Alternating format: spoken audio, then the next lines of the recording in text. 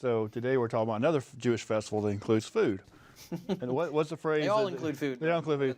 They tried to kill us. We won. Let's eat. Let's eat. That's right. Awesome. So we're talking about Purim, which generally falls around January, February time frame. We were going to wear the full costume, but we're a little too old for that. So what's Purim? Yeah. So Purim is, kind of in brief, is a celebration that's mentioned in the book of Esther. Mm-hmm. You actually find it mentioned directly. The kind of in brief with the story of Esther was there was a plot to kill the Jews. Mm-hmm. They uncovered it, and they were saved. Mm-hmm. And so at the end, they decide, every year we're going to celebrate this festival called Purim. Mm-hmm. It's a reference to the casting of lots, mm-hmm. called Pur, right? Mm-hmm. Purim is plural in Hebrew. So it comes from the book of Esther. So you can go grab your Bible and read through it. It's a very is it 13 chapters? 10. 10 chapters. 10 chapters. Yep. In most Protestant Bibles. So and it's so what historically? What's the time frame? I believe the Jews had already went to Babylon.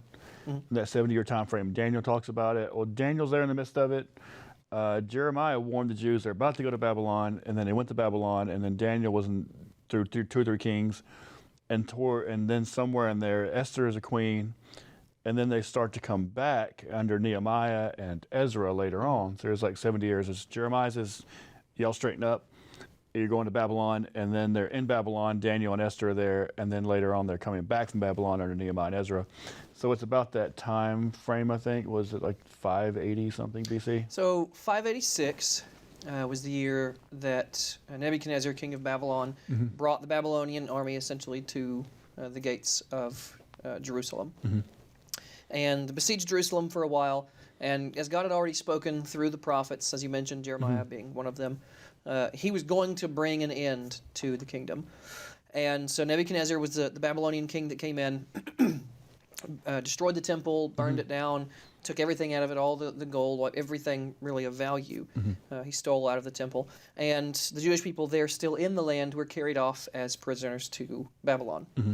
That does lead into the time of... Ezekiel, for example, was mm-hmm. one of the exiles carried away to Babylon. Yeah. A lot of Ezekiel's visions and such that in his prophecies that he mm-hmm. sees are about coming back to the land. Yeah. And then, so you have some of the prophets that were written during that time, giving prophecies during the time that they were in Babylon. And then afterwards, Babylon. And mm-hmm. so, you have the Assyrian kingdom had come in first and taken over the northern tribes of Israel. Mm-hmm. The southern kingdom of Judah was taken over by Babylon. Mm-hmm. And then afterwards, the Persians came out. The Medo-Persian mm-hmm. Empire rose up. And that's what you read about in, for example, Ezra and Nehemiah. Mm-hmm. Now, the world power had been Babylon and Assyria, mm-hmm. some Egypt. Now the world power is Persia. So it switched, like in the middle of that 70 years, the Jews are taken to Babylon by the Iraq, Iran, this area. Mm-hmm. So the Jews are there under the Babylonians, and then the Babylonians get taken over. So the Jews are in the same place geographically, mm-hmm. but they have a new government over them, which is Persia. Yeah, I mean, it's essentially, saying that, well, we've been taken out of our homeland, and we're basically, kind of nomads living mm-hmm. in Babylon, which, as you mentioned, today would be Iraq. Mm-hmm. And then the Persians came in and took over everything that Babylon had, basically. The Persians came in and essentially conquered much of the known world at that time. Mm-hmm. And the Medes and Persians, 2 different people groups that kind of formed a conglomerate mm-hmm. Together, were ruled by a single king. Yeah. So he came in and essentially took over everything Babylon had, which included all the Jews that he had displaced, mm-hmm. That Nebuchadnezzar had displaced, and the Jewish land. Mm-hmm. And so now the Persian Empire comes in, and it was at that time when Ezra and Nehemiah were sent back to mm-hmm. Jerusalem, originally by Cyrus. Mm-hmm. Right? Cyrus, the Persian king, sent them back and allowed them to take things to start rebuilding the temple, to start repairing the things in Jerusalem that had been torn down. Nehemiah, of course, starts rebuilding the walls and so on. And this is the first nonprofit. I mean, it's a 501c3 because it's the first I've seen historically of a government tax-free status given by a government to a church or something. Later on, the Romans, of course, didn't tax their temples, but there's actually a letter saying, like, don't tax these people. And the Persians tax everybody to death. They let you have your own religion, but they're going to tax you to death. But he sent them there with all these supplies, and he told the governors and the tax collectors, don't tax the Jews. So it seems like they're like the first 501c3. It's kind of a similar concept to what we would say is being granted tax exempt status. So yeah, that occurs Later on. as I mentioned with the time of Cyrus. However, in similar time frame, under a different king, in your modern English Bible, if you open the book of Esther, you're going to read the name of this king as Ahasuerus. Is usually how it's. I was wondering how you pronounce that. Ahasuerus is usually how you pronounce it in most English Bibles. In Hebrew, it's Achashverosh. But generally, this king is associated with Xerxes, the Persian king Xerxes. And so this is happening kind of similar time frame under, again, this huge Persian empire. Is he the one that fought the Spartans? Xerxes? At Thermopylae? Xerxes or Artaxerxes? I don't remember. Too. Is that dynasty like the grandfather and the son and the grandson? Yeah. Same line of kings. So this Persian king, and in the story of Book of Esther, was still ruling as king, and some of the Jews that didn't come back, because there were many that came back to Jerusalem. Yeah. They came back to Judea to start rebuilding things, to rebuild houses, to work on the temple, to rebuild the wall, to bring in wares as merchants and sell them and all that. But there were many that didn't come back. Yeah. And so there were some that had stayed in Babylon, for example, again, Iraq, and some that lived in the areas of Persian territory today closer to Iran. And so those, of course, were still directly under Persian rule. Yeah. And that included Esther. Was she before or after the return of the exiles? Well, that's part of the dispute, is when this exactly was kicked off. So if we remember that in 586 is when Nebuchadnezzar carried them away, destroyed the temple. It was 539, I believe, when Cyrus issued the decree to send them back. It was, let's see, it was shortly thereafter. When you have, again, kind of your shifting dynasties. You had Darius was the king in Daniel's time, and then you go to Cyrus was, again, the one that sent them back to the land to start rebuilding the temple and such. We don't have a biblical recording. We have historical documents. We don't have a biblical recording and recounting of all of the successive Persian kings, but it would be shortly thereafter. So really what we're talking about in the time of Esther are those that didn't go back to Jerusalem. So there's a lot of like, we're living in Babylon 70 years. We're used to city life. We're not going to go to like this place has been ruined. It's just a bunch of, you might be able to farm there, but all the buildings are collapsed. There's no small shopping malls. There's no banks. It's pretty much rural then because everything had been wiped out. Yeah. So their lifestyle was Babylonian. And that was the prophecy at the time was that the land would essentially rest for these 70 years when he carried them away. Because they ignored all the sabbatical years, all those years. The Jubilee. And the Jubilee, so the land got it accumulated its rest and then it all got taken. It's like the land's going to rest all these years you didn't let it rest before. Right. It's like the Great Depression when they didn't let the road hit the crops, let the land rest, and all the Dust Bowl happened. So Esther is during this time frame. She's one of the remaining people there that didn't go back to the land, and so she's a Jewish orphan, I think. Yes, largely. And Esther was not originally her name, right? We're told early on that she was actually known as Hadassah, which is a Hebrew word. It's the name of myrtle tree. It's really what it is. They make oil out of that, or some kind of? What was it used for? Well, the myrtle tree is one of the 4 species that you gather for Sukkot. But we'll have to get to that on another episode. Sukkot, so we'll talk about the fall feasts. We'll talk about that a little bit more. But it was, so her name was originally Hadassah. Yes, a young Jewish girl. And she takes the Persian name of Esther, as was common. We also see that in Daniel. Daniel was his Hebrew name, but he was called Belteshazzar by the Babylonians. So they gave him a kind of a Azariah was Abednego, and they just renamed everybody to make them culturally Babylonians. Yeah, and we see that sort of thing now. People that come to America from foreign countries oftentimes will take a common English name for various reasons. But all the Chinese exchange students I knew, they're all named Lucy or Betty, or they like these 1920s, 1930s names for some reason, 1940s names. But I guess these are pronounced, and you just fit in better. Yeah. So that was a practice in. So Esther, was that I've heard of some Ishtar, which is a Babylonian fertility goddess, or Astarte, which is a similar, so is it basically a pagan name like Belteshazzar was like Baal is prince or something was- similar. Yes, yeah, and that was a common sort of thing, right? Just like we see names in the Bible that refer to the Lord. Yeah. You'll see names like, Daniel is Daniel. Yeah. El is God, and Dan means judge. Yeah. So Gabriel, Raphael, Michael. yeah, Michael, Michael is who is like God. You know, these what we call theophoric names, names Yeah. that incorporate some reference to God in them. So the Israelites did this, but other the pagan nations did it as well. So Bel, Bel Yeah. was the name of one of their gods, so Belteshazzar being a reference there, and Esther most likely yes is a sort of Persian name related to this idea of Astarte or Ishtar or and so on. So and it was just a common practice. Like the Apostle Paul mentions a church leader named Apollos, and Apollos the messenger of the gods, but he didn't change his name. Right. He didn't feel it's necessary to make it something Hebrew. He was just like, okay, well, my name's Apollo, and I'm the pastor. I mean, they didn't have to depaganize it. Right. And with Apollos too, he's a Greek-speaking person in the first century, going to Greek-speaking people Yeah. to teach. It would have just been odd. He would have fit in better Yeah. with that name. Same thing I think that we see with the Apostle Paul. To go off on a tangent for a second. Yeah. Was Paul's name Saul, and then after he converted, it was changed to Paul? No, they were both his names. Right? It was common in the Roman world to have 3 or even more names. It's like your name's Peter, you go to Mexico, and then you're Pedro.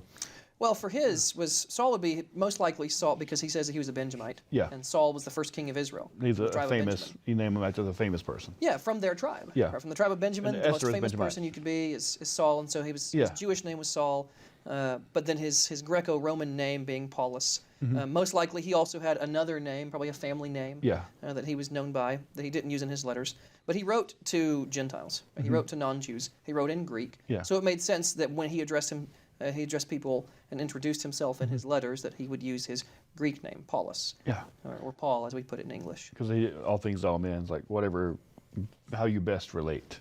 Yeah. Yeah. So with Esther, then yes, this takes place during the time when again there's still been most Jews have been scattered. They're Yeah. still exiled. Many have come back, but not all. So how do we get from like orphan Jewish girl wins the beauty contest to let's have a party every year with triangle hat cakes? Yeah, we'll have to explain that one. Yeah, so there's early in the book of Esther, there is a big banquet, an event that's happening, and the king decides that he wants to show off the queen, and she refuses to do it. I'm not going to spoil it for everybody. Everybody should go read the book of Esther. There you go. But Don't cliff notes about watching that One Night with the King movie. You guys actually read it. yeah, don't let Hollywood tell you what it is. Exactly. And so the queen refuses to go, and so he essentially sends her away. He's like, okay, well, I'm done. Exiled. And then he sends his servants out and says, find me a new queen. Yeah. And so they do. They essentially have a beauty contest. And Hadassah, this young Jewish girl who's living in the area, is also brought in and pampered by the For a whole servants. Put through most likely it's what we would consider going through beauty treatments and etiquette class and Yeah. all these different sorts of things. And so she's essentially trained how to be in the position should the king choose her. It's like Jewish pretty woman. Sort of, yeah. Yeah. A little classier. A little classier, yeah. And so he does incline towards Hadassah or Esther, and he does choose her, and so then she becomes the queen. And so as the story progresses along, there is a man who works for the king. You'd consider him kind of an advisor. Is Haman? Yeah, we'll get to that too. Yeah. Haman or Haman, as we traditionally pronounce it, and Haman hated the Jews. He was a Amalekite. And Agagite. Or Agagite, that's right. Agag. Of the Amalekites. Of the descendants of Agag, yes, which hails back to the book of Samuel. Where Saul was supposed to kill him. Saul was supposed to kill the king, and he didn't. And he didn't kill them all. He let some go. And Haman ends up being a descendant of the ones that Saul let go. Yeah. And so Haman comes up and he hates the Jews. And he comes up with this plot of how he's going to get them all killed. And again, without giving all the details away, the plot is uncovered by Mordecai. Yeah. It was Esther's Relative. uncle. Relative. Yeah. Uncle, cousin, there's a little bit of leeway in there. But he's her relative. And he's also kind of acting as her spiritual advisor. Yeah. And she's at times kind of going back and forth with, do I go through with this or not? What's going to happen? Yeah. Because I could displease the king and he could just decide to kill me. Which is custom. You had to put your scepter out, right? Or they would He had to extend the chop your scepter head off. if he was going to allow her to speak and accept what she had to say. Yeah. Again, he would incline towards her, or else he would say, you know what, no, get out of here. I've known some marriages like that. So, well, that was how theirs was. Yeah. And so she rightly was afraid of this potential outcome. But she declared a fast. And so they fasted. And traditionally within Judaism, there is also a fast that, heading into Purim to kind of commemorate this same thing, the Esther fast, And so they fasted and they prayed and they sought the Lord. And then after a few days, she had held a banquet. Yeah. She invited the king and all of his advisors. And she still didn't go to him. So she held another one. Yeah. And this time I'll do it. Kind of that Warm lose up your to it. nerve at the last minute. Yeah. And so again, the story progresses on, and you see this clashing between Haman, the bad guy, and Mordecai, representative of righteous Jewish people. And so there's this clash, and then eventually Haman had decided that all of the Jews should be hanged. And so they built gallows. They erected these large gallows to execute them. And at the end, this plot is uncovered, and she reveals that she's Jewish. Esther reveals that she's Jewish. And it is uncovered and discovered that Haman had this plot to kill Jewish people. Well, now the king, who's very fond of his wife, decides, well, you wanted to kill her and all of her relatives and all of this, and so you're going to be put to death. Because he takes a walk or something, and while he's away at the dinner, Haman just kind of lunges at Esther to beg for his life, and the king walks back. He's like, "Oh, you can fresh my wife now." We're trying to. So he ends up having Haman killed on his own gallows. Yeah, and his sons as well. And these are the gallows he built for Mordecai. The ones that he built, to kill the Jews. He himself was executed on. The dark part of the story. But nevertheless, so what we get into, and what you mentioned a little bit ago, is every year at Purim, again, the celebration of the story of Esther, we read from the Megillah, essentially the small scroll, if you will, of Esther. And we recount the story. There's different ways of recounting it, and we can talk about that in a moment. But we recount the story, and anytime that the name Haman is spoken, anytime you hear it, everyone's supposed to go boo or hiss, a little rattler. or they use little noisemakers, things to blot out Haman's name. Yeah. And anytime you mention the name of Mordecai, you say yay, and you cheer, to praise the name of the hero. If you blotted someone's name out in the ancient world, that was like the ultimate curse, is to have your name It was to forgotten be or blotted erased out. from existence, to be denied the afterlife, that sort of idea, to have someone's name blotted out. So it was a big, huge, insulting thing. So with Mordecai, you cheer, and with Haman, you boo or hiss. And then children really get into this, because you can read a Bible story, but you can be loud and interact and move, and you're supposed to make noise. It's all very participatory. Yes. Yeah, as with most things when it comes to traditions within Judaism, it's intended to be, it's intended to relate to you personally in multiple ways. It's intended to ground you, right? Most traditions are intended to anchor us to the past, and that's really what this does. So the time someone gets Haman in position, they would have this big, giant, triangular, goofy looking hat, like you're wearing a big black triangle on your head. Theoretically. So one of the dishes, actually, I guess it touches on that, that we would make to eat traditionally, are called hamantaschen. Yeah. And there's a dispute over whether it's a reference to Haman's hat or Haman's ears. They're actually little triangular jelly-filled cookies. And they're good. They are very good. I know a pastor in town, Tabernacle. He makes hamantaschen for Purim every year. I mean, it's a spirit-filled, charismatic Christian church. The Tabernacle over in Benton Pike, but he makes really good hamantaschen. He had apricot jelly in one and plum jelly in another one, and I never had them before that. So they're really good. What do you guys make at yours? Your house? It's usually very similar. Yeah, usually apricot. I think last time we did, I want to say it was raspberry. Oh, So I like that. They're very good, very good. But yeah, so that's a traditional dish that you eat. A common aspect of Purim is also to dress up. Yeah. And put on costume and to dress up. When I was a teenager, we actually, at the Messianic Synagogue, we put on a Purim play. It was essentially taking excerpts from great musicals, a lot of Disney scores. Yeah. And then we essentially just dressed up and acted out the story Of Esther. through each scene. Yeah. Acted out the story with the breaks between changes being narrated Yeah. at the time by the rabbi's wife to explain the story. And so we actually did both. We acted it out visually, and the story was being read. So it'd be a great church play. It is. It is. I mean, it's a great children's program to put on. It's fun for those that are involved, and even the audience, as you mentioned. You know, it's audience participation, because you can't even get off of one page before you've read someone's name Yeah. that either you're yaying or you're You're booing. hissing, and you're eating pastries the whole time, which is my favorite part.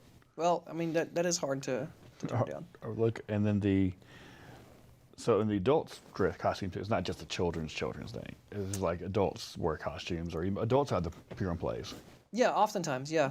Usually, it's not just a play, but usually if you attend a Purim event, sometimes they host Purim balls, Yeah. kind of like a masquerade sort of thing, or they'll, some congregations will host just a big Purim party, Yeah. and it's kind of essentially a costume party. Some will constrain it to the story itself. Yeah, and So some of their them- tradition is you got to be Esther or Mordecai Yeah. or Haman or Ahasuerus the king or Vashti, right, the first queen. Yeah, yeah. You got to be somebody from the story. Yeah. In other congregations, their tradition is much more lax, and so you'll have Spider-Man walking through the door, Yeah, or Purim. somebody else. Yeah, Well, it's like in Israel, it's a little bit different because Israel seems to, like in modern state of Israel, like Tel Aviv, seems to have combined like Mardi Gras and Halloween and called it Purim. it's become quite a raucous party. Yeah. Yeah. But it's like a whole different thing. But like you said, a Messianic congregation, like they might have, a Purim party, a Purim play, which is generally biblical characters and things. But if you go to the Middle East or you go to Israel or Brooklyn or something, it might be a different thing. Just don't be surprised. But are Messianic congregations, like Messianic Jewish synagogues, are they generally open to like public, like usually like a church play, a Christmas play? So everybody come to the Christmas play. Is that generally an in-house thing, or are they generally open to the public? If somebody wanted to see a Purim, I mean, that event. can vary greatly. Sometimes, either depending on the area or just the families and of the congregation that are there present. yeah, Sometimes it's a sort of an invitation thing. Sometimes it's a congregational members only yeah, thing. Really, it's just the sort of thing that you should reach out to that congregation and verify what they do yeah. and how you can observe it. And see, like, are you guys in a Purim play this year? Just see how they, how open they are, and if they're doing an open house or something. Yep. Or even for churches, that's a great outreach. Like, hey, we're having a costume party, or we're having a play, and come out and learn about the Book of Esther, because it's a book in the Bible. We talked about Hanukkah in the last episode, which is it's historical, and it's mentioned in the Bible. But when Purim is the entire Book of Esther is dedicated to this concept, and we had one of our founding pastors, Jonathan's a pastor in NRF and Nehemiah Restoration Fellowship, and so was Jeff Young. And before we founded NRF, every year Jeff would get these backpacks and all these gloves and hats and things to homeless people, and he would put some snacks in them, and he would pack them up and take them to the Wildwood here in Cleveland, which is a homeless shelter, because it's in the last chapter of Purim, a lot of how the Jews celebrated feast was they have portions for the poor. Like if you're too poor to have a party, or too poor to celebrate, the people that had would kind of give you part of theirs. Like you could participate too, you could celebrate as well, even if you didn't have the funding. So sometimes people go do something for the homeless or do some outreach and things. Yes, that's a common practice. In days gone by, you would say it's almsgiving, money dedicated to the poor. That concept in Hebrew is usually called tzedakah. We would say, oh, well, it's benevolence fund. Yeah. It's funds that are meant for the poor, the less fortunate. But tzedakah in Hebrew literally means righteous, right, or righteousness. Like a righteous act. It is, because giving to the poor is considered an act of righteousness. So it's not just about being a super nice person. It's about actually giving, actually doing, and interacting. And then, it gives if the congregation gave it, or if an individual did something like reaching out to the homeless with homeless outreach, it builds relationship building. It's not just let's write a check for somebody. It's building relationships and inviting people in, inviting the lonely into your home to celebrate. Because hospitality was one of the highest callings or giftings or traits and virtues in the ancient world, because you die without it. So hospitality, it was huge in relationship building, and that's what brought people into the kingdom. And I mean, Judaism was like the second largest religion in the Roman Empire, or similar. It was becoming a very rapidly expanding religion through the persecution, because a lot of women were converting, and wealthier families were converting, and they had good relationships with the outside world, people were converting a lot to Judaism. Yeah, I mean, there was even a king that converted, Azadis. And it's like they're always mindful of the poor. Like Christianity came along out of Judaism, because Christianity was always a sect of Judaism, and the slaves, women, the poor, other oppressed people groups are drawn to it because they were ignored by the other religions. So the Purim, are you guys doing Purim next year? Are we doing congregational Purim? Yeah. So NRF, we will be doing Purim. We still have yet to figure out how we want to handle it. We've got a lot of children. They're very, very young. But they're very young. Yeah. Yes. I mean, I've mentioned before, I've got 5, but they're all under age 9. So we have a lot of kids, but they're not really at the state yet where we could, very well organize, Purim play. A good Purim play. So more than likely, what we'll do is we'll have same thing as we did for Hanukkah. Yeah. Essentially just a big gathering, almost a big party, where people can come in and they can dress the part if they want. They can enjoy the food. They can enjoy the fellowship. At the core of most of this, as we like to remind people, these festivals, it's not just to do them for the sake of doing them. Yeah. Right. This is not just some sort of mechanical religious thing. At their core, they are community. They are fellowship. Right. The purpose ultimately is to glorify God, to build up and edify the body, to be there for each other. It's relationship building. It is, and most of this starts in the home. But for a lot of people, it's some things are difficult to convey to your kids, or sometimes kids get bored. Yeah.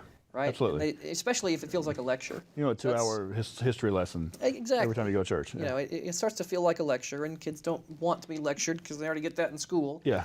So we try to do things that are more interactive. We try to do things that are fun. For Hanukkah, we had dreidel tournaments, prizes they could win. We had games that they could play, all sorts of things to get them involved. And the whole point is it's all fun and games. Yeah. But at the end of the day, they're learning. Just positive association. And it is. It's not just, well, here's a story from the Bible, but here's how we connect with it. Yeah. Like I mentioned with tradition, it's anchoring us to generations from the past. And so we engage in these activities. We do these things, whether it's Hanukkah, Purim, or what we call the Leviticus 23 festivals. So if you're like a Christian that keeps the Torah, keeps the feast and Sabbath, it's a great way to involve your family because you make it fun.